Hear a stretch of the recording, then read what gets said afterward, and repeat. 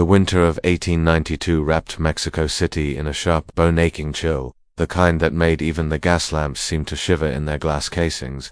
In the city's most refined quarter, a district where imported silks rustled against marble hallways, and carriages clattered over perfectly laid cobblestone, whispers began to drift from ear to ear. They spoke of a mansion on Tuba Street, its stone walls rising with an air of elegance, yet echoing with sounds no society lady's home should know. They weren't the noises of political unrest or the drunken brawls that sometimes spilled from the poorer barrios. No, these were screams, piercing, soul-tearing cries that made even hardened policemen feel their stomachs twist. It wasn't the chaos of the streets. It was something intimate, personal, calculated. What the authorities would eventually find inside that house would shake the nation to its core. Behind a facade of piety and refinement lived a woman whose name would be etched in Mexico's dark history, Guadalupe Martínez de Bejarano. To polite society, she was a charitable widow. To those who would survive her cruelty, she was La Terrible, the terrifying one, Mexico's first recorded female serial killer. Before her name became a whispered warning, Guadalupe was the picture of upper-class respectability. At 43, she had navigated widowhood with precision, preserving her late husband's reputation and fortune. Her mansion on Tuba Street, with its wrought iron balconies and pale pink limestone, was a portrait of wealth and restraint. She, dressed in widow's black as though her mourning were armor, her hair pulled tight to reveal a face all angles and command. In church she was devout, in charity she was generous, and in business she was a gatekeeper, placing young women into positions as servants in the city's wealthiest homes. But the public only saw the mask. Behind the locked door of the servants' quarters lay her private realm, a place where she tested what she called her special methods of training. It was here that she indulged appetites society would never accept, reshaping young girls not for service but for her own cruel satisfaction. Her son Aurelio lived in the same house but moved through it like a ghost. At 22, pale and jittery, he had learned the art of invisibility. Whenever he saw the cold glitter in his mother's eyes, the one that meant she was about to begin a lesson, he disappeared to his room, dosing himself with laudanum. To muffle the sounds from below, Guadalupe's business model was perfect for her purposes. The city overflowed with poor rural families desperate to send their daughters into service. These girls arrived with no connections, little education, and no one powerful enough to ask questions if they vanished. In her early years, Guadalupe limited herself to punishments that left no permanent marks, methods that could be explained away as strict discipline. But in January 1887, she crossed the final threshold. That January morning was gray, mist rolling up from the old lake bed beneath the city, blurring the streets into a dreamlike haze. 16-year-old Casimira Juarez arrived at the mansion's heavy carved door, carrying her few belongings in a cloth bundle. She had traveled for 6 days from her mountain village after losing her parents to cholera. A local priest had given her a letter of recommendation for Senora Bejarano, the charitable lady said to help girls find respectable positions. When Guadalupe opened the door, her eyes flicked over Casimira like a merchant assessing fine goods. Young, alone, grateful, perfect, she read the letter with the authority of someone used to command. Good references are essential, she said, her tone measured but firm. Then she led the girl through echoing marble halls lined with religious paintings, finally showing her to a small, neat room with a narrow bed and a crucifix on the wall. For 2 weeks, life seemed bearable. Casimira rose before dawn, helped prepare meals, cleaned, washed, mended. Guadalupe's watchfulness felt like strict supervision, nothing more. But in reality, the widow was studying her every reaction, the tremor in her voice under criticism, the amount of pain she could bear before tears came. Then the criticisms began. Invisible dust, wrinkles in perfectly pressed linens, meals prepared to the recipe but somehow wrong. The punishments started small, hours standing motionless, skipped meals, floors scrubbed on bleeding hands and knees. Casimira apologized, worked harder, and found herself punished all the same when Aurelio tried to speak to his mother about the girl's treatment. She turned her cold gaze on him. "Perhaps you'd like to join her in learning obedience," she said. The threat was enough. He withdrew to his room, drowning his guilt in stronger doses of laudanum. By February, the punishments had grown into something far darker. The mansion's basements, once used for storage, had been transformed into a private chamber of suffering. Here Guadalupe stripped away the girl's clothes, forcing her to stand shivering while she circled, pointing out flaws to be corrected. The brazier, that once warmed the house became a torture device. Heated iron hovered over skin before branding it with surgical precision, enough pain to make her scream, but never enough to kill. Wounds were treated just well enough to be reopened later. Between these sessions came psychological warfare, false confessions, invented sins, expressions of gratitude demanded for punishments. Reality blurred until Casimira believed she deserved every cruelty. Aurelio above scribbled in his journal, February 15th, the screaming was worse last night. I think she enjoys it. February 22nd, blood on the cellar stairs. She says it was an accident during cooking lessons. What kind of lesson needs so much blood? In early March, Casimira's heart gave out. Guadalupe wrapped the body in sheets and carried it to a vacant lot under the cover of night. As she buried the girl, she felt, not horror but a dangerous hunger. She would be more careful next time, more methodical, and there would be a next time. Her second victim, Elena Santos, arrived in September 1888, younger, stronger, with a quiet resilience that fascinated her captor. Guadalupe's methods had evolved: slower escalation, calculated cycles of abuse, and false kindness. Days of apparent normalcy blurred into nights of restraint, starvation, and cold confinement. When Elena finally died after a 3-day ordeal, Guadalupe felt frustration rather than guilt. The performance had ended too soon. For nearly 4 years, she honed her craft, hiding in plain sight as a respected patron of charities and the church. Behind her mask, she waited for the perfect challenge. It came in the form of 3 sisters: Esperanza, Carmen, and Rosa Vega. This time, Guadalupe wasn't content to destroy one soul at a time. When the Vega sisters stepped through the gates of the Tuba Street mansion in the spring of 1892, they thought they'd been granted a stroke of luck.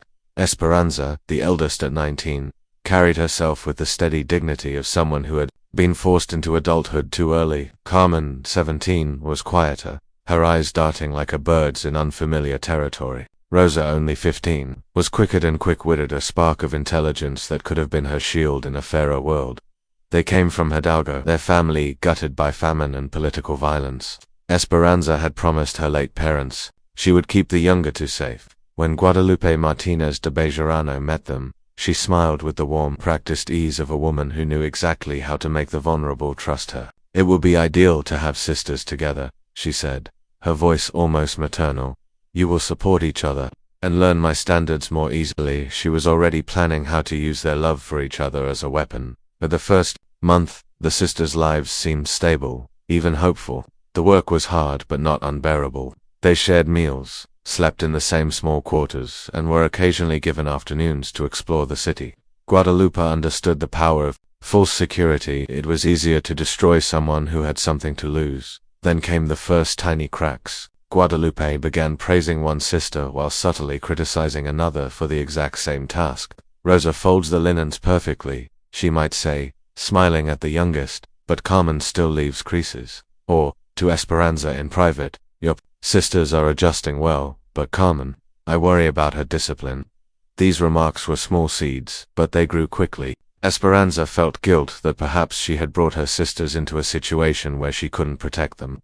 Carmen grew restless, desperate to prove herself. Rosa began to wonder if the others were secretly excelling while she lagged behind. By June, the bonds between them had thinned, still present but strained. That's when Guadalupe decided they were ready for the basement. The room had been refitted since the days of Casimira and Elena. 3 restraint chairs stood in a cruel triangle so each occupant could see the others. Implements for heat, pressure, and restraint gleamed under oil lamps.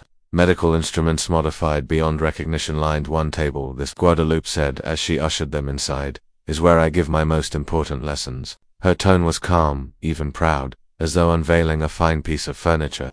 She fastened each girl into a chair, not harming them yet, letting the helplessness sink in.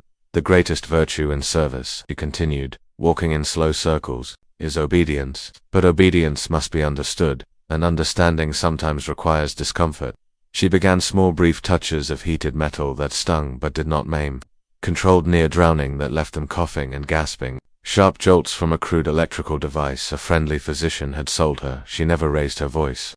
Every cruelty came wrapped in the language of instruction. "See, Carmen," she said during one session, pressing hot iron to her shoulder, "how your resistance makes things harder for everyone. Rosa, perhaps you'd like to tell your sister to cooperate, so I can move on to more pleasant work." It was the genius of her cruelty, forcing them to witness and, in a way, participate in each other's torment. Soon the sisters were measuring their own suffering against the others, bargaining for smaller pains, sometimes at their siblings' expense. Esperanza's burden was the heaviest. Guadalupe made sure she felt personally responsible for what happened to her younger sisters. "This could all stop," she whispered one night, "if you would take their punishments yourself. Wouldn't that be a noble thing for an elder sister to do?" And Esperanza did, only to see Guadalupe later turn and punish the younger two as well, insisting that responsibility should be shared. It was a trap with no exits. Any act of love became another weapon in the widow's hands. Upstairs, Aurelio noticed his mother's changes. She talked to herself over meals, discussing techniques with invisible partners. Her once immaculate appearance frayed. Her eyes shone with feverish light. Most chilling was her new habit of inviting him to the basement. "You're old enough now," she told him, "to understand the realities of human nature." He refused each time, but the refusals were becoming dangerous. He feared the next lesson might include him. In December 1892, he began writing more carefully in his journals, recording dates, details, and descriptions that could be evidence. His entries that winter carried a growing desperation. December 15th, heard 3 voices screaming. "She says there are only 2 new servants." She stayed in the basement until nearly dawn. December 20th, found blood-stained clothing in her room. She claims it's from medical training for servants. What training uses this much blood? December 28th, she insists I join her, says I must take adult responsibility. I think she means to force me. New Year's Day, 1893, nearly ended it all. Father Miguel Herrera, the parish priest, arrived to deliver a donation receipt and discuss Lent. His visit coincided with one of Guadalupe's sessions. As he waited in the parlor, faint but unmistakable cries drifted from below. "Is someone ill?" he asked. Guadalupe's explanation, fever and delirium, was polite but rushed. The priest left uneasy. His suspicions ignited. Over the next weeks, Herrera discreetly asked questions in the neighborhood. The answers chilled him. Screams in the night, the smell of burning flesh, servants who arrived and were never seen again. Tradesmen spoke of strange commissions, a blacksmith forging elaborate restraints, a doctor supplying instruments with no domestic purpose. By February, the Vega sisters had endured over half a year of degradation.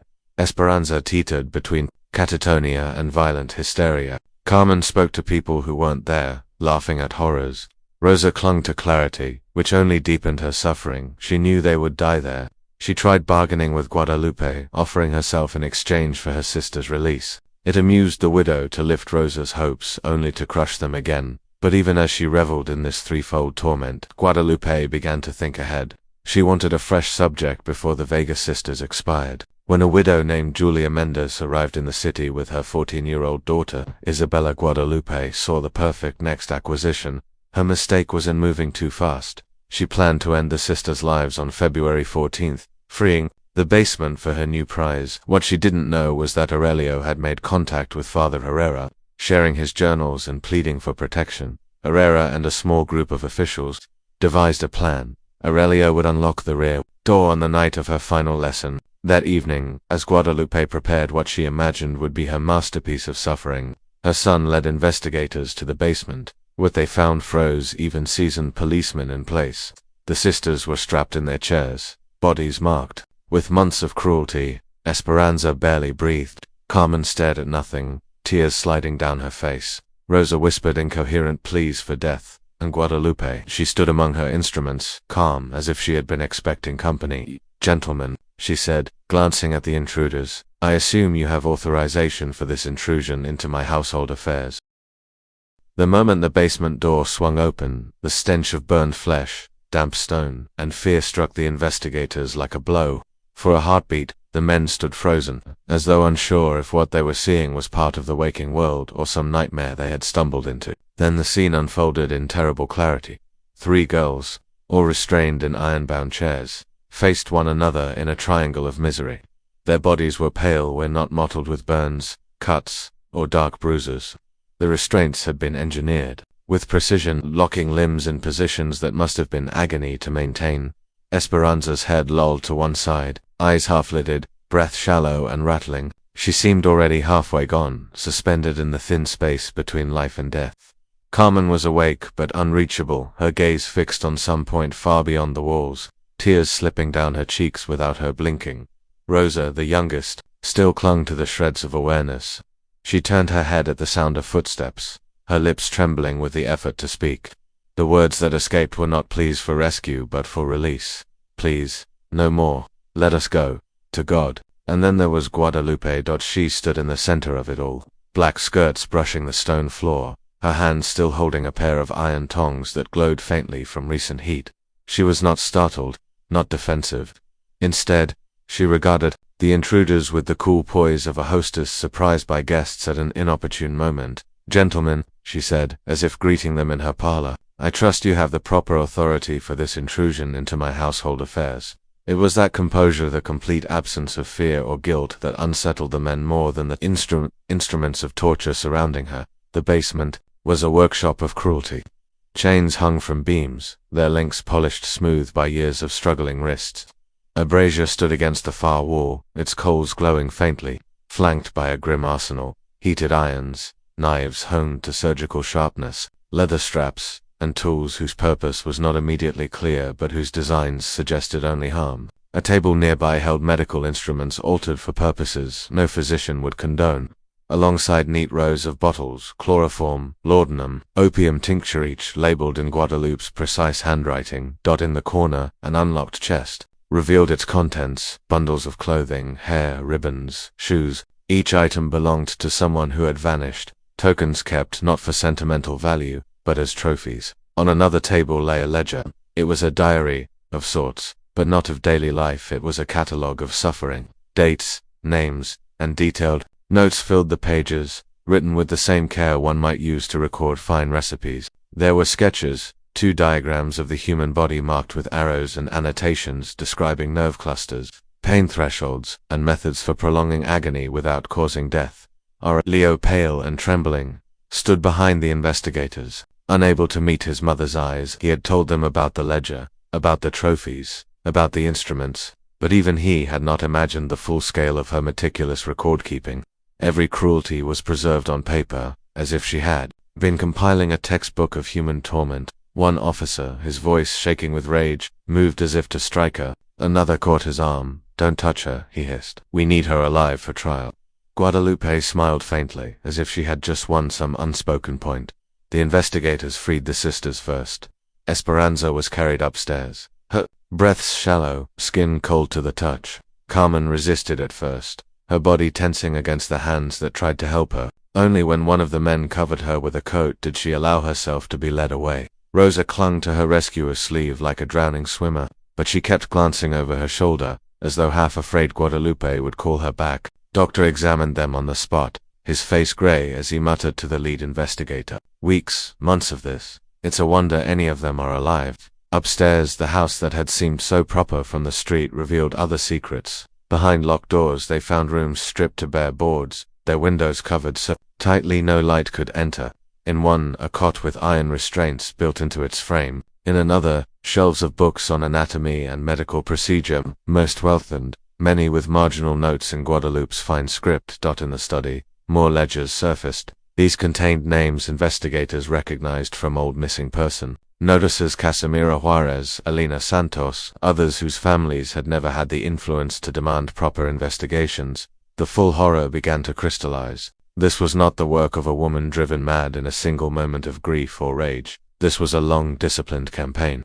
She had studied, planned, perfected her methods. When they placed her under arrest, she did not resist. She simply sat down. The tongs smoothed her skirt, and allowed herself to be escorted up the stairs. On the street, a small crowd had gathered, drawn by the noise and the sudden appearance of police. Whispers ran through them, the widow Bejarano, but no one shouted, no one cursed. It was as though the onlookers couldn't quite reconcile the image of the city's charitable lady with the reality of the woman being led away in irons. In the carriage to the jail, Guadalupe sat straight-backed, her expression calm. She seemed almost curious, as if wondering what they would make of her work. When one officer, unable to contain himself, spat the word monster at her, she tilted her head. "I am a teacher," she said quietly. "My students required firm instruction." The discomfort was regrettable, but necessary for their moral purification. The next morning, the newspapers exploded. Mexico City had never seen a story like it.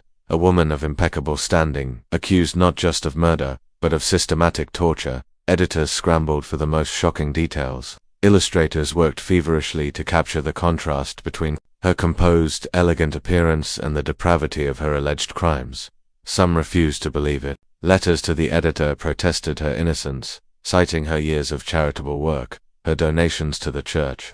Others were less charitable, dredging up old rumors, servants who had run away, unexplained absences from society functions, that strange smell neighbors sometimes noticed in the night behind the closed doors of the jail. Guadalupe's composure did not waver. She asked for writing materials and began a new set of journals. Guards who passed her cells sometimes heard her muttering, as if rehearsing lectures.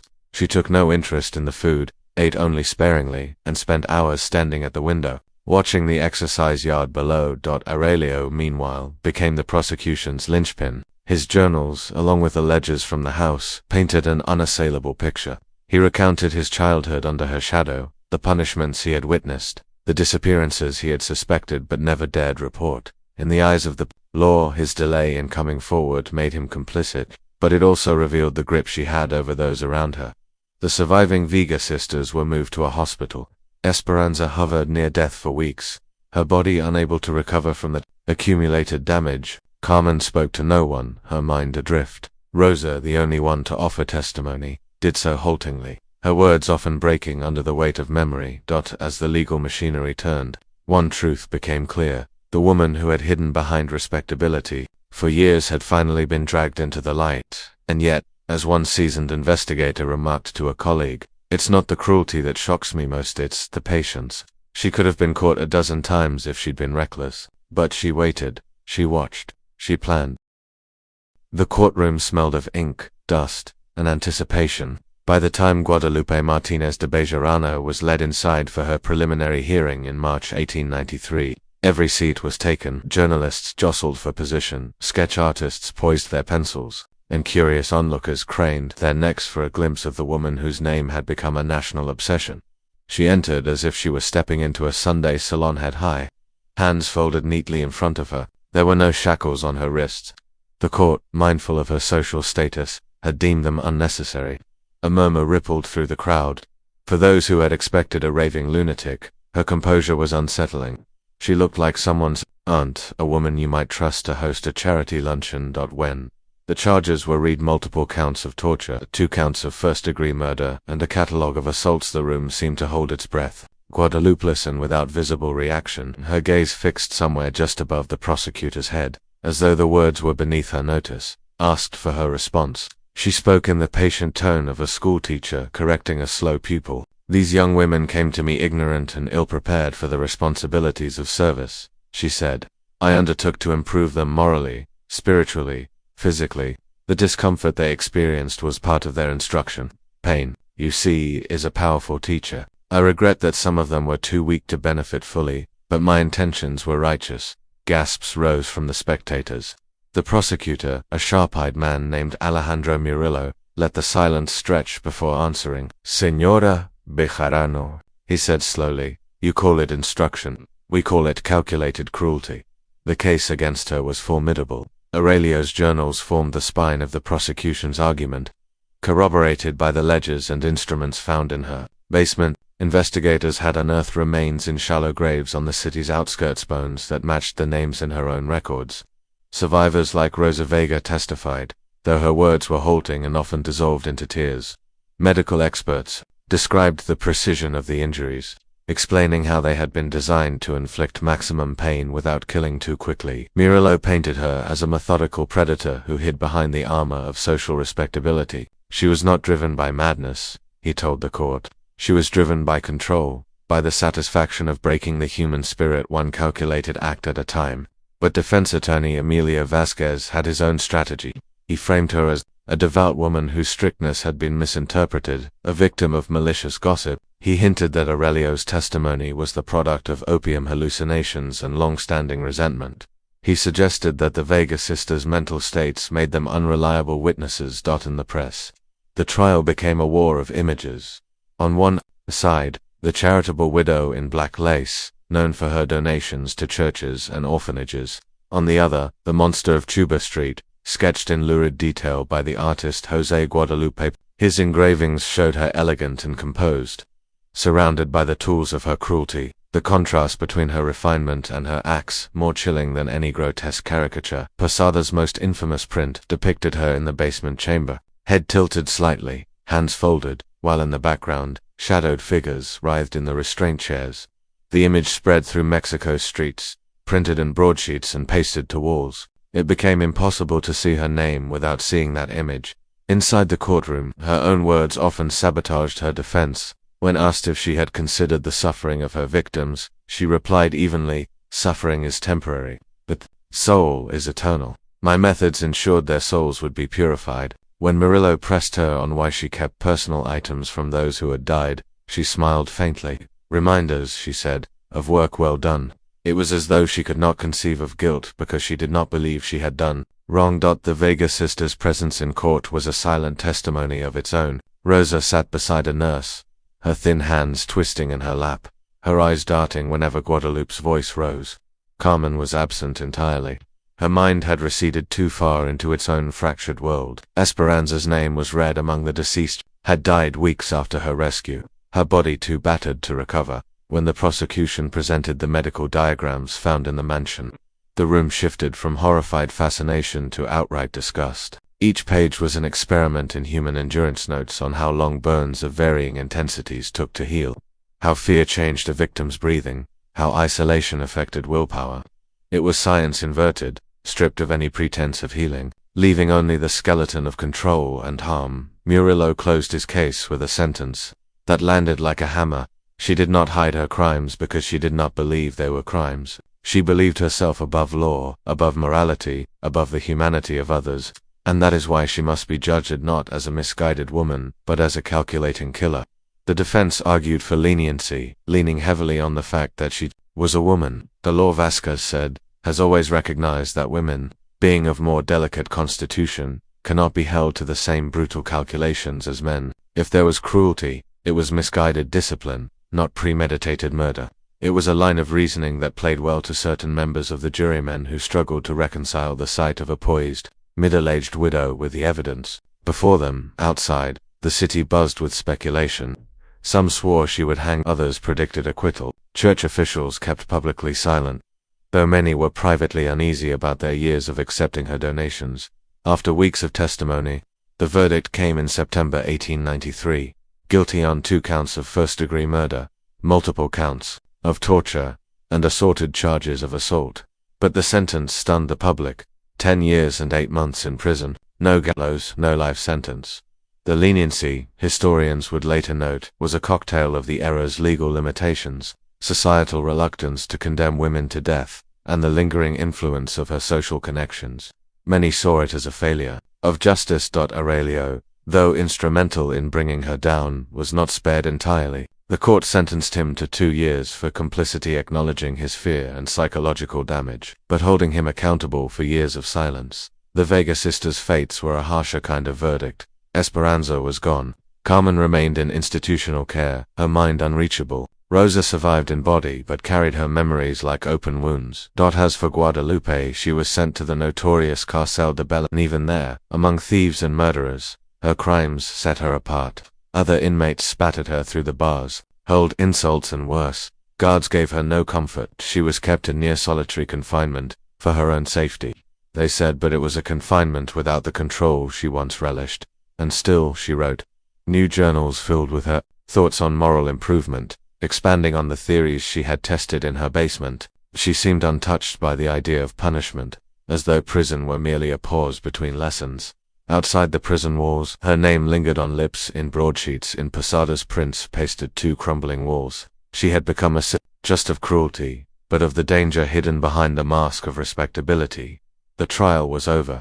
The performance, in her mind, was not. The Cárcel de Belén was a city within a city, a crumbling fortress of stone and iron where the air was heavy with sweat, rot, and the sour tang of despair. Its walls, pitted and streaked with mildew, kept in more than just prisoners. They held years of grudges, secrets, and the collective rage of those abandoned by the world. When Guadalupe Martínez de Bejarano arrived, the guards already knew who she was.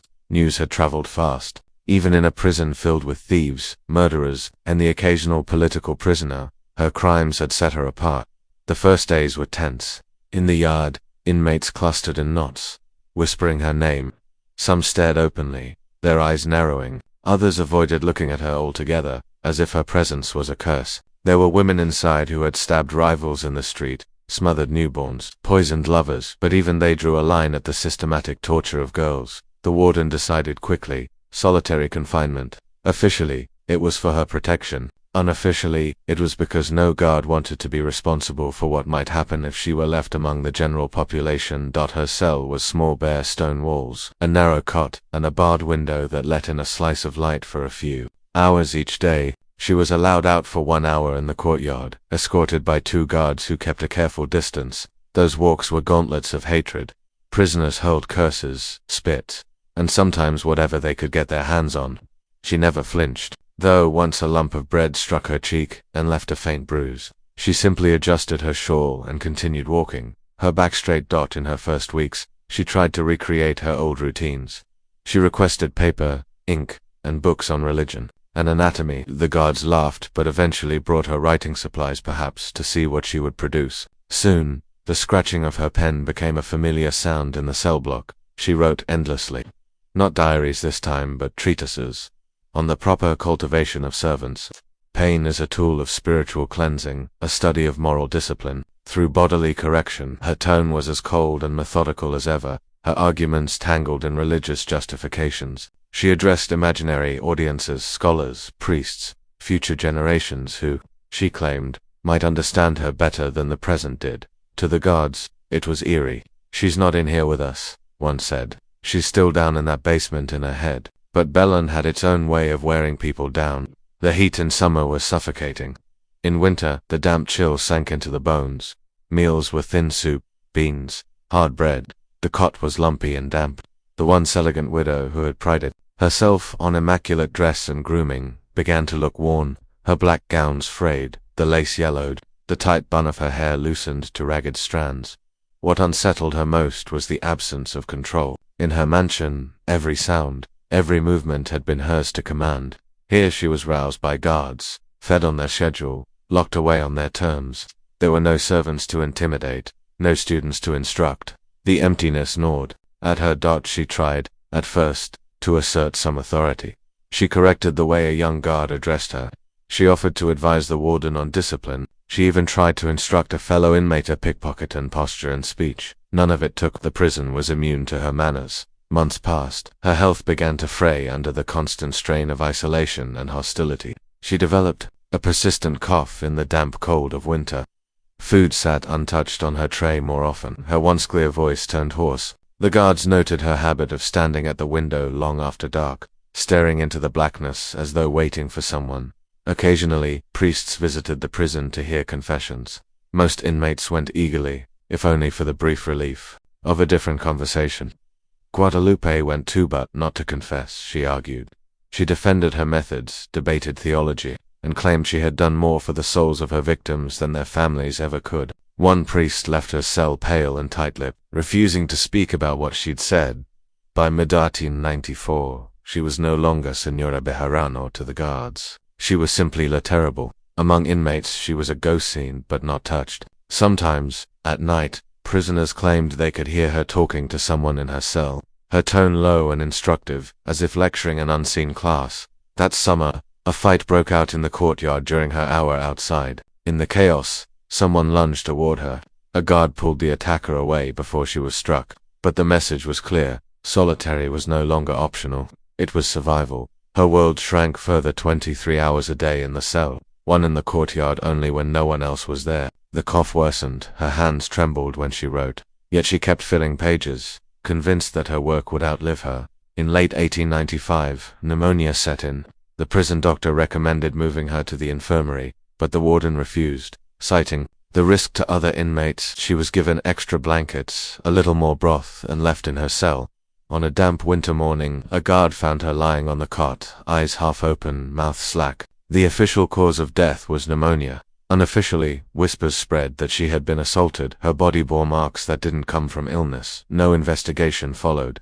Few in Belen were inclined to look too closely. Her funeral was as empty as her last years. A priest performed the rites quickly, without flourish. No family came, no friends claimed the body. She was buried in a common grave, her name barely marked. Outside the prison, her death merited only a small notice in the papers, a brief line in the obituaries, overshadowed by other events. But her story didn't vanish. Posada's engravings still clung to the city's walls, faded but unmistakable. Parents still used her name to frighten disobedient children.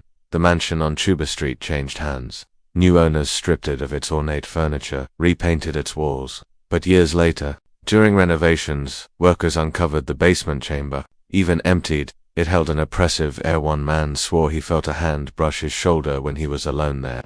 The building was eventually demolished, but neighbors claimed that on certain quiet nights, the sound of faint, desperate screaming still drifted up from where it once stood. Guadalupe Martínez de Bejarano had died without confession, without remorse. To the end, she had believed herself a reformer, a savior of souls. The world saw her as something else entirely, proof that the most dangerous predators are not always the ones who lurk in the shadows, but those who walk in the daylight, smiling, respectable, trusted. In Belen she had been hated. In the streets she had been feared. In her own mind she had been a teacher to the very last breath. When the trial records were filed away and the dust settled on her grave, Guadalupe Martínez de Bejarano's story should have faded into the archives. Instead, it became a living ghost in Mexico's collective memory.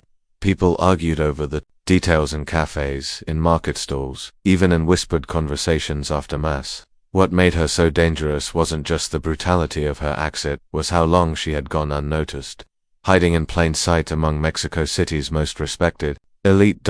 In the years following her death, journalists and criminologists pored over the case. They studied her methods, her personality, and the social conditions that had allowed her crimes to flourish. For some, she was the embodiment of individual evil, a woman whose mind was simply twisted beyond redemption.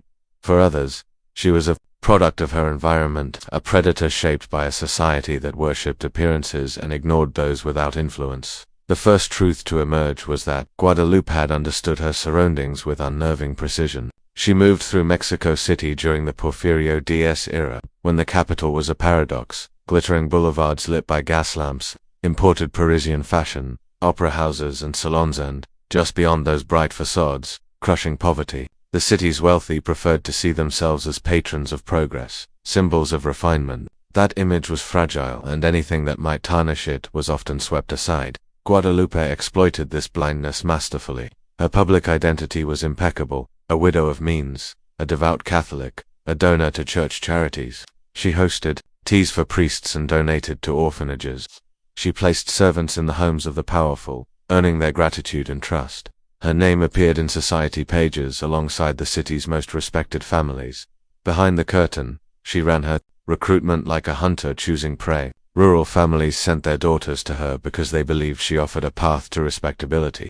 Guadalupe preferred girls without local connections, orphans, daughters of the desperately poor, those who couldn't read or write. If one vanished, there was no father with political sway, no mother with the money to hire a lawyer. The disappearance would be mourned in silence.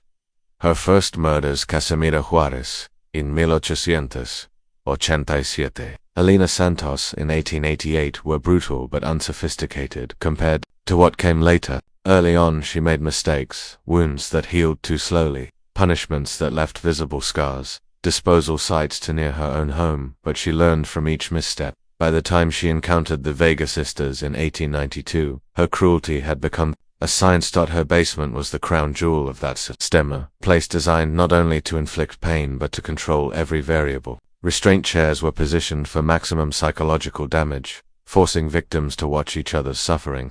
Instruments were labeled and organized with the precision of a surgeon's kit. She kept meticulous records, noting what caused the most fear, how long wounds took to heal, how hunger changed behavior. Psychologists later debated whether she was sadistic in the clinical sense or whether her cruelty was driven by a different compulsion, the need to dominate completely. Every testimony, from Aurelio's journals to Rosa Viga's broken words, pointed to one constant: Guadalupe was at her most satisfied not when her victims screamed in pain, but when they submitted entirely, believing they deserved their fate. That need for control extended to her son. Aurelio's dependency on laudanum, his stutter, his nervous avoidance of her gaze, these were byproducts of years spent under her psychological rule. She never struck him, but she trained him in fear just as she did her servants, keeping him close enough to use yet too broken to defy her openly. His eventual decision to expose her was as much an act of survival as it was an act of conscience. The social structures of the time did the rest. Police ignored missing persons reports from poor families, doctors sold her equipment without questioning its purpose, priests accepted her donations even when rumors of abuse swirled, neighbors heard screams but told themselves it was just the discipline of a strict household. The city's elite saw her as one of their own, and that was enough to protect her until it wasn single quotes t. The breaking point came not because the system suddenly became vigilant, but because she became careless. The Vega sisters had been held for over 6 months. The intensity of managing 3 victims at once left her visibly exhausted. She slipped in her grooming, spoke aloud to herself in public, and perhaps most dangerously, she began inviting Aurelio into her lessons. When he refused too often, she hinted that his turn in the basement might come next. That fear propelled him to confide in Father Miguel Herrera, who in turn brought in the investigators. Even then, the plan required careful timing catching. Her in the act was the only way to guarantee a conviction.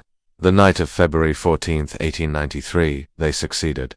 Her arrest didn't just expose her crimes, it exposed the network of silence that had allowed them to continue. The trial records showed how many opportunities there had been to stop her opportunities, missed because challenging her meant challenging the comfortable image the upper class had built for themselves. When historians looked back, they saw a case that forced Mexico to confront uncomfortable truths. New laws were passed requiring police to investigate all missing persons cases, regardless of the family's social standing. Regulations were introduced to monitor the sale of medical equipment. Public awareness campaigns warned families about sending daughters into service without proper oversight, but the lessons came at a terrible cost. Of the known victims, only Rosa Vega survived in any real sense, and even she was permanently scarred by the experience. Carmen's mind never returned from the shadows where she had retreated. Esperanza's body failed within weeks of rescue. Or the Casamara, Elena, and names found in Guadalupe's Lajeswa, buried in unmarked graves. Their stories reconstructed only from fragments. As for Guadalupe's legacy, it split along 2 lines. In official criminology texts, she was Mexico's first documented female serial killer, an example used to study the intersection of gender, social status, and criminal behavior. In the public imagination, she became a cautionary tale, the wolf. In mourning clothes, the benefactress with blood under her fingernails. Parents invoked her name to frighten unruly children behave, or La Terrible will come for you. Her house, demolished years later, left behind nothing but the stories. Yet those who lived nearby swore the land kept its memory. On quiet nights, some claimed, faint voices drifted through the air, the echo of screams swallowed long ago by stone walls. Perhaps the most unsettling part of her story was its ordinariness. There were no supernatural elements, no strange compulsions that could be explained away as madness. She was calculated, patient, and strategic. She understood how to manipulate trust, how to exploit silence, and how to use the systems meant to protect the vulnerable as tools for harm. One criminologist summed it up years later: Guadalupe Martínez de Bejarano was not a monster in the sense of being otherworldly. She was human, entirely human, and that is what makes her terrifying. The anatomy of her predation was simple in outline but devastating in effect. Acquire victims who could vanish without raising suspicion, isolate them physically and psychologically, break them through alternating cruelty and false kindness, record and refine methods for greater efficiency, dispose of the remains discreetly, then begin again. It was a system, and like any system, it required enablers, willing or otherwise. Her crimes were hers alone, but her success was a shared failure. By the turn of the century, her name had become shorthand for hidden corruption, invoked in political speeches and newspaper editorials, and in some ways, the reforms sparked by her exposure did make the city safer, but the real warning in her story remained as relevant as ever. The most dangerous predator is the one who looks like they belong. When the story of Guadalupe Martínez de Bejarano is told, the focus often falls on the horror of her crimes or the grotesque spectacle of her trial. But hidden in the margins is another story, one that begins with the sound of muffled cries beneath a house and ends with a man forever haunted by the knowledge of what he helped to expose. Father Miguel Herrera was not a man given to suspicion. In his 20 years as a parish priest in Mexico City, he had heard confessions of every imaginable sin, infidelity, theft, even the occasional whispered admission of violence, but he had always believed that true evil was rare. The widow Bejarano had been, in his eyes, one of the parish's most shining lights, a generous donor, a fixture at Mass, a woman whose piety was matched only by her refinement. That changed on New Year's Day, 1893. It was a crisp morning when he arrived at the mansion on Tuber Street to deliver the receipt for her annual donation and to discuss the upcoming Lenten season. She welcomed him in with her usual grace, offering tea in the parlor while she finished some business downstairs. But as he sat, he heard it, a sound faint but unmistakable, not the moan of illness, nor the wail of grief, but the sharp, ragged cries of someone in pain. He had paused, teacup halfway to his lips, and listened again. The sound came from below, carrying the strange rhythm of torment, a gasp, a sob, a muffled scream, and silence, and the pattern repeated. When she returned, cheeks slightly flushed, she brushed off his concern. "One of my servants has a fever," she said smoothly. "It affects her mind." She shifted the topic to the cathedral's repairs, her voice warm and unhurried. Herrera left the mansion unsettled. In the following days, he tried to dismiss the memory, telling himself it could have been exactly as she said, but the sound lingered in his mind, and when he spoke casually with parishioners in the neighborhood, the pieces began to fall into place. Neighbors had noticed strange things, screams at night that lasted for hours, the scent of burning that drifted from open windows, young servants who arrived and were never seen again. Tradesmen added more unsettling details. A blacksmith who had forged special restraints for her, a physician who sold her medical instruments no household could possibly need. No one had pressed too hard after all. She was Signora Bejarano, respectable, untouchable. Herrera wrestled with the knowledge. Accusing her without proof could ruin him. The church valued discretion. A public scandal involving one of its most generous patrons could tarnish the entire parish. But ignoring what he had heard and what others hinted felt like complicity. The decision was made for him when Aurelio approached. It was a rainy afternoon when the young man arrived at the rectory, pale and trembling. At first, his words tumbled out in half-finished sentences. He spoke of the basement, of lessons that were not lessons, of screams he could not block out even with laudanum. Then he produced his journal's pages of dates, descriptions, and sketches. Herrera read in silence, the weight of each line settling on his shoulders. This was not rumor, this was not misunderstanding. This was evidence more than enough to damn her if it could be brought to the right hands. But bringing it to the authorities was dangerous. The city's police were not immune to influence. A poorly handled accusation could be turned against Aurelio, or even against the priest himself. Herrera sought advice from trusted church contacts, but even they hesitated. To accuse a woman of her standing without catching her in the act was to invite scandal and possible ruin. So they planned. Aurelio would unlock the rear entrance on a night when she was in the basement. Herrera would bring a small group of investigators directly to the door. There would be no denials, no explanations, only the truth, laid bare. The night they chose was February 14th. Herrera still remembered the cold air, the way his breath came out in pale clouds as they waited in the shadows. Aurelio appeared, face pale but set, and led them inside. The moment they opened the basement door, the stench hit them. Then came the sight: 3 girls, bound in iron chairs, their bodies mapped with months of injury. The widow standing at the center, calm as if she had expected them. Herrera would later recall how his knees weakened. It was not only the cruelty of the scene but the dissonance between the woman he had known, the one who had prayed in his church, who had donated to the orphanage, and the figure who stood there among instruments of torture. Speaking of moral instruction, in the days after the arrest, Herrera found himself unable to concentrate during Mass. He would catch himself glancing at the confessional, remembering how many times she had stepped inside it. Had she confessed anything? No, never. She had spoken only of her charity work, her concern for the moral decay of the younger generation. Testifying in court was both a duty and a burden. He described his visits to the mansion, the sounds he had heard, the accounts of neighbors and tradesmen. The defense tried to paint him as a man swayed by gossip, but the evidence from Aurelio's journals and the scene in the basement made his testimony unshakable. After the verdict, people congratulated him for his role in bringing her down, but Herrera felt no triumph. In quiet moments he wondered if he could have acted sooner. How many lives might have been saved if he had followed his instincts on that first day? In his own journals, which he never intended for public reading. He wrote, "It is a terrible thing to learn that evil can kneel beside you in church, offer alms to the poor, and still carry hell in its heart. I will never again mistake charity for virtue, without looking at the hands that give it."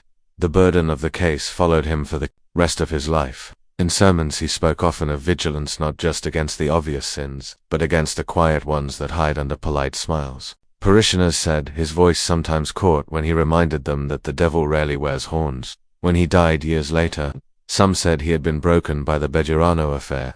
Others believed it had simply taught him a truth that could never be unlearned, that the most dangerous evil is the kind that looks like goodness until it is too late. In the official records, his name was just one among many witnesses. In the deeper history of the case, he was the hinge on which the whole thing turned. The man who chose to believe the quiet cries beneath the floorboards over the polished words in the parlor. When the cell door slammed shut on Guadalupe Martínez de Bejarano, Mexico City's headlines shouted of justice served. But beyond the noise of the trial and the whispered relief of polite society, the true cost of her crimes could only be seen in the lives of those who had survived her.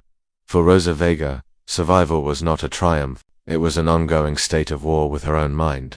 After her rescue in February 1893, doctors kept her in a hospital ward for nearly 4 months, trying to restore her to health. She had been held for over half a year in the mansion's basement, fed just enough to keep her alive, kept awake for days at a time, burned, beaten, and subjected to correction that was equal parts physical and psychological.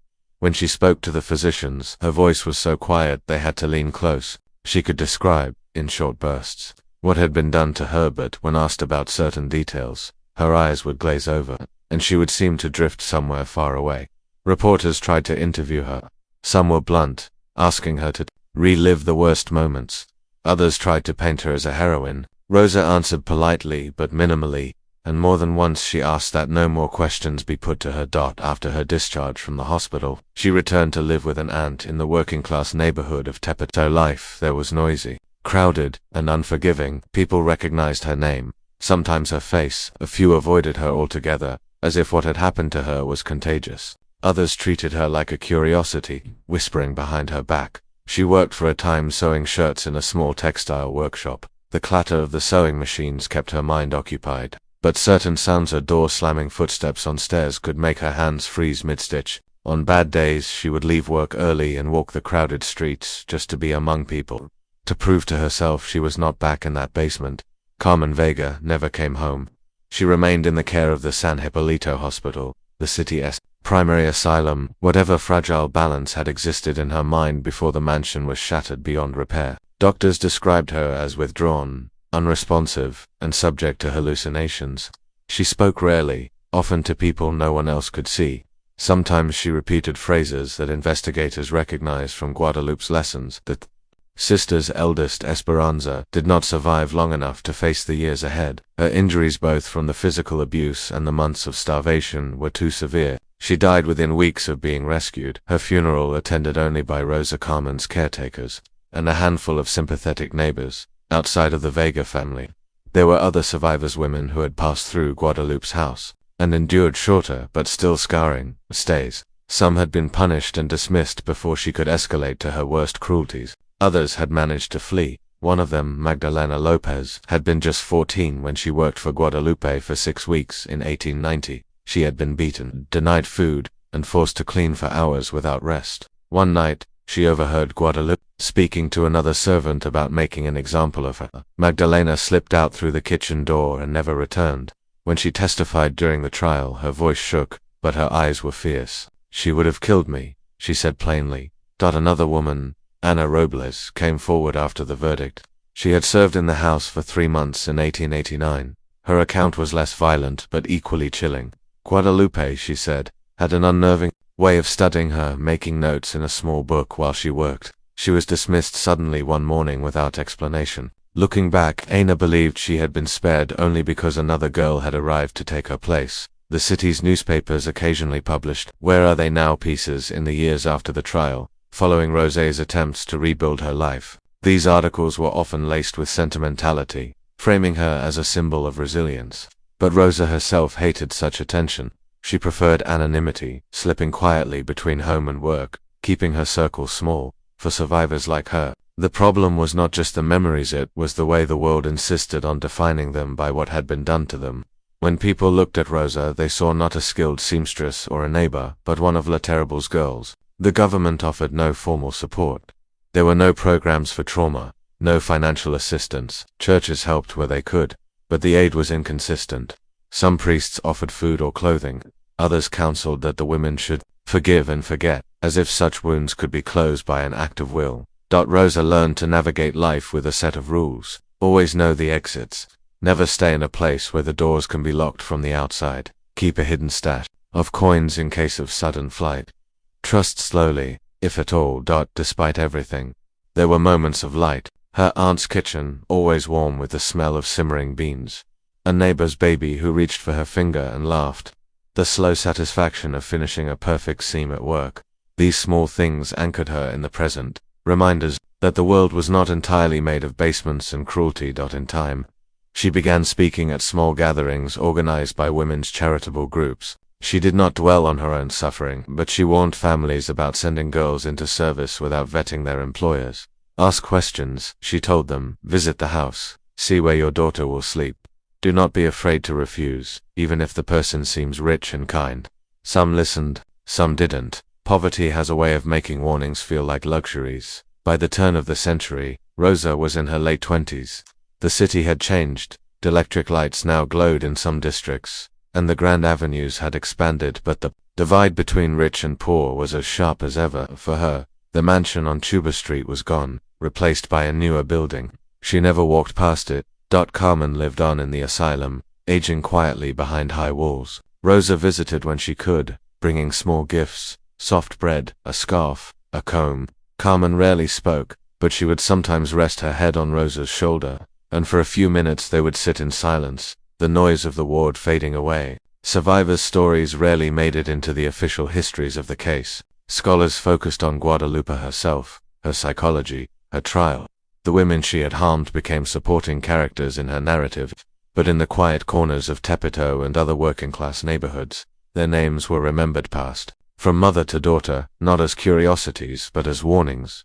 In those whispered retellings, Rosa was not just a victim, she was the one who had walked out alive, and that, in a world where so many had not, was a kind of victory, but incomplete, but real. Long after Guadalupe Martínez de Bejarano's death, the mansion at 17 Tuba Street stood like a silent witness, its shutters drawn tight against the city. In the daytime, it appeared almost ordinary, 2 stories of cream-colored stucco, balconies, and a heavy oak door carved with floral designs. But at night, its silhouette seemed to absorb the lamplight, a block of deeper shadow on the quiet street. The neighbors said it had never been the same since. That February day meant the night the police came, the night the city learned what lay beneath its polished floors. For weeks afterward, people gathered at a distance to stare. Some crossed themselves before passing. Others crossed the street entirely. The new owners arrived in 1896, a merchant family with 3 children. They had bought the house cheaply. The scandal had scared away other buyers. The father, Ramon Garcia, dismissed the rumors as superstition. A house is wood and stone, he told his wife. It doesn't keep scenes. But soon after they moved in, small things began to trouble the family. The children complained of hearing someone pacing in the hallway at night, slow and deliberate. Once their youngest, a boy of 6, ran crying from the basement stairs, insisting he had seen a woman in black standing by the far wall. Ramon searched the basement himself, finding nothing but dust and the faint smell of mildew. His wife, Isabel, avoided the basement entirely after discovering strange etchings, carved into the wooden support beams, short phrases in careful handwriting. Patience is discipline. Pain reveals truth. Do not spare the rod. The family's cook refused to stay after dark, claiming she heard weeping from the locked storage room. The Garcias tried to settle in, but the air of the place seemed heavy, oppressive. Ramon finally ordered a renovation, determined to erase whatever traces of the past remained.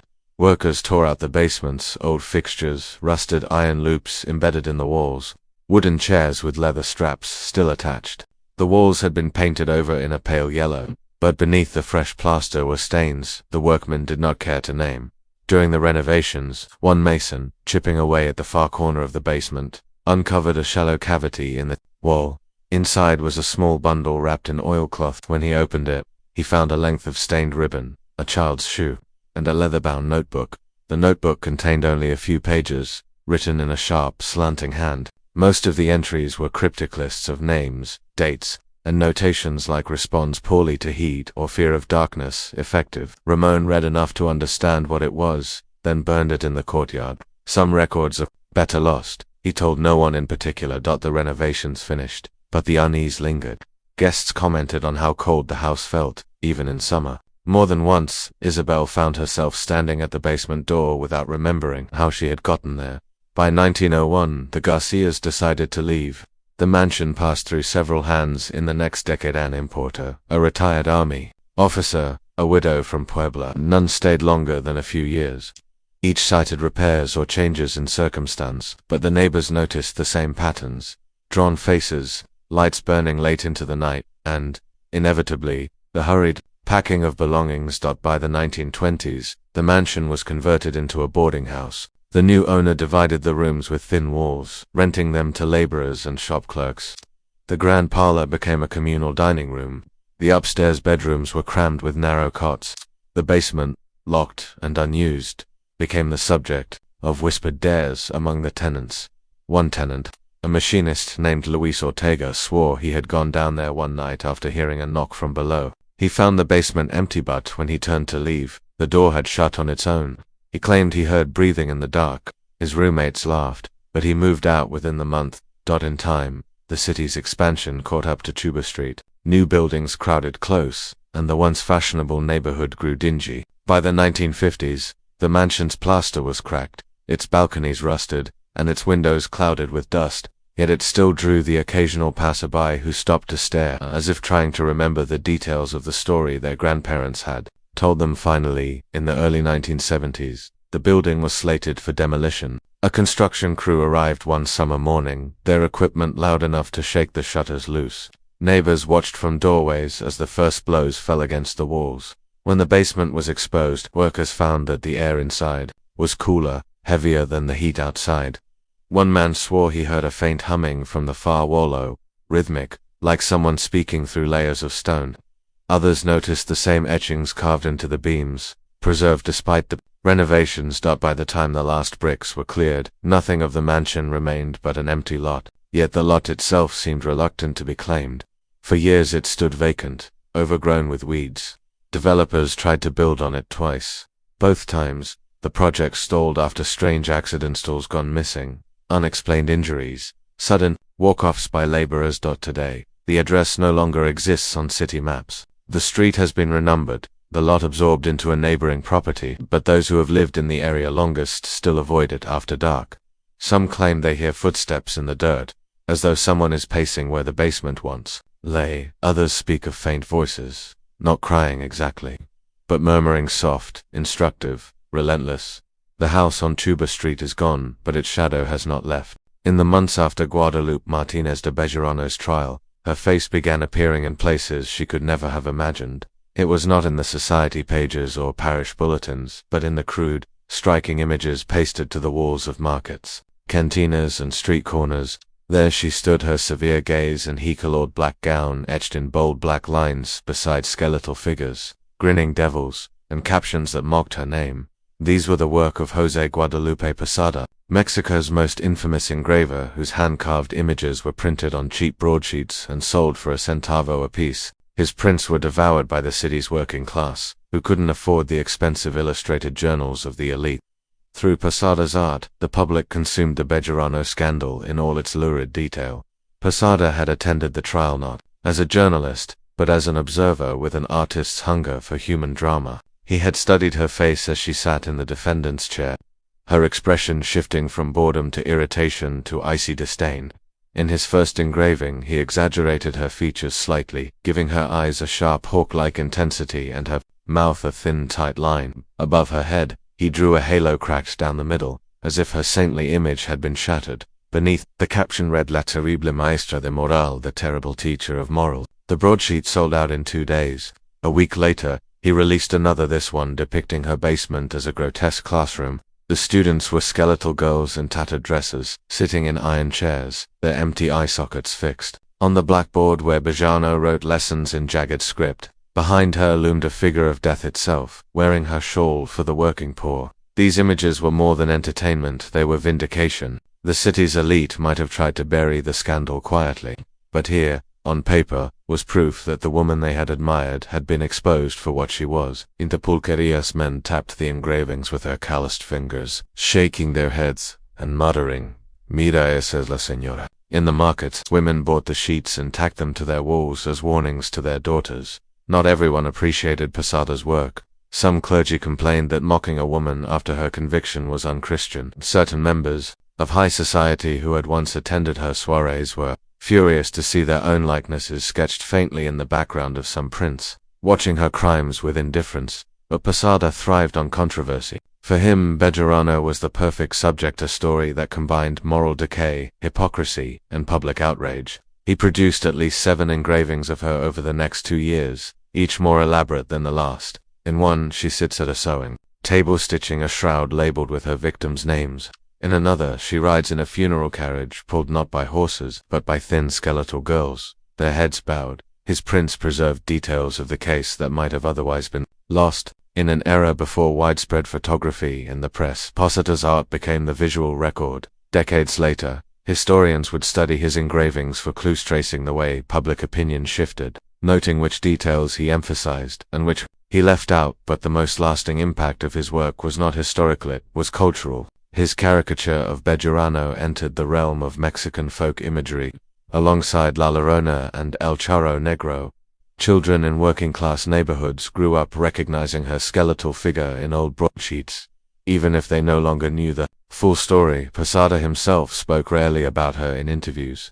But in one surviving letter to a fellow engraver, he wrote, "I drew her because she represented something larger than herself. It is not only that she killed, but that she did so while draped in the clothes of virtue.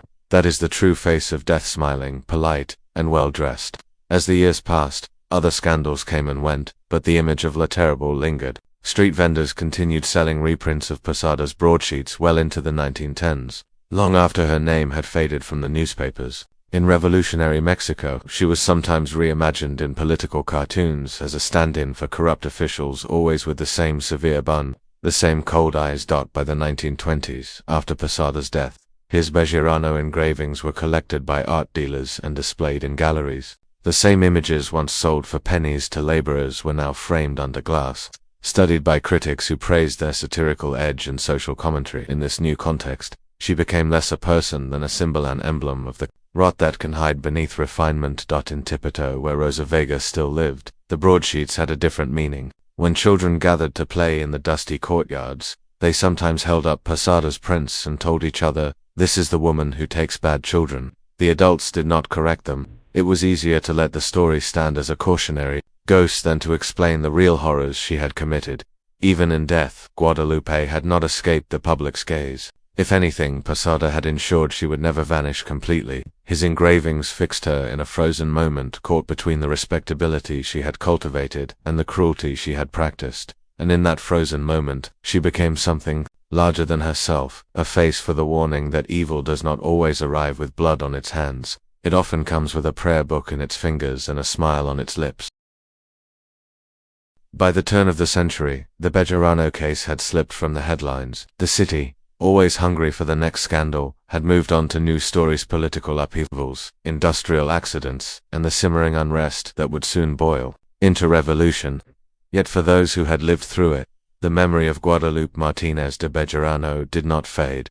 In the quiet courtyards of Tepito, women still whispered her name when warning their daughters. In the drawing rooms of the elite, her case was recalled in lowered voices, as if speaking too loudly might invite the shame back into the room. The younger generation, who had not been alive during her trial, learned about her piecemeal from half-remembered stories, from the yellowed broadsheets of José Guadalupe Posada, from the cautionary tales told at night. For the survivors, her shadow was a constant companion. Rosa Vega lived a life defined less by events than by the absence of them. No marriage, no children, no return to the carefree girl she might have been. She carried her survival like a coat that could not be removed, wearing it even on the warmest days. Carmen remained at the San Hipólito Asylum until her death in 1911, her mind never mending. Rosa attended her funeral, a small, simple service, and stood alone as the coffin was lowered into the ground. the law, to bore her imprint. In the wake of her conviction, the city had introduced new protocols for investigating disappearances,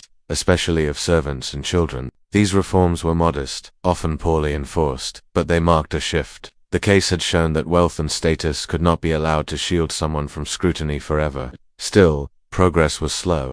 Other girls vanished in the years that followed, fewer perhaps, but enough to remind everyone that systems change reluctantly and evil adapts quickly. But for Father Miguel Herrera, the priest who had helped bring her to justice, the echoes were spiritual. In his sermons, he spoke more often of vigilance, of the need to look beyond appearances.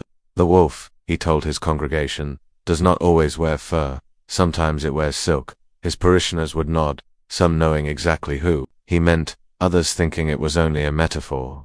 In Mexico's cultural memory, Bejarano became part legend, part warning. Folktales began to blur her with other figures. Llorona, the bruja who steals children, the woman in black who appears at your door. In some versions, she no longer tortured her victims for discipline but to steal their youth. In others, she was cursed to wander the city at night, seeking the forgiveness she had refused in life. Historians, decades later, tried to separate fact from fiction. They studied court transcripts, police records, and the surviving testimonies. They debated her psychology, her motivations, the extent of her crimes. Some argued she was Mexico's first documented female serial killer. Others saw her as a rare but not unique product of her time, a time when servants could vanish without a trace, when the poor had no voice, when cruelty could hide behind a polished smile. But there was one truth on which nearly everyone agreed. She had understood her world too well. She had exploited its blind spots, manipulated its hierarchies, and turned its values against themselves. In doing so, she had exposed more than her own cruelty. She had revealed the quiet complicity of an entire social order. The lot where her mansion once stood eventually disappeared into the city's shifting map. New streets, new numbers, new buildings erased its physical presence. Yet some swore that if you walked the block at night, you could still feel the air grow heavier as you approached the spot. A few claimed to hear the faint scrape of a chair against stone, the echo of slow, measured footsteps. In Tepito, Rosa's story became a kind of family heirloom, passed down not for entertainment but as instruction. Mothers told their daughters, never go into service without knowing the house. Never trust the smile of someone who asks too few questions. The advice was born of pain, but it became part of the neighborhood's resilience, a way of armoring the next generation. By the time Rosa herself died, in 1932, most of the city had forgotten the details of the Bejarano affair. The revolution had remade the country, and new struggles occupied the public mind. Her funeral was small, attended mostly by neighbors and the children she had once warned. One brought a faded posada broadsheet to place on her grave, not as a reminder of what she had endured, but as proof that the world had once known her story. In the archives of Mexico City, the case file still sits, pages of testimony, photographs of evidence, and the judge's final remarks. On the cover, her name is written in neat, looping script, the ink slightly faded but still legible: Guadalupe Martínez de Bejarano. Inside, the paper smells faintly of dust and something older, something almost metallic. The file is heavy, not in size but in weight, the weight of lives taken, of trust betrayed, of lessons learned too late.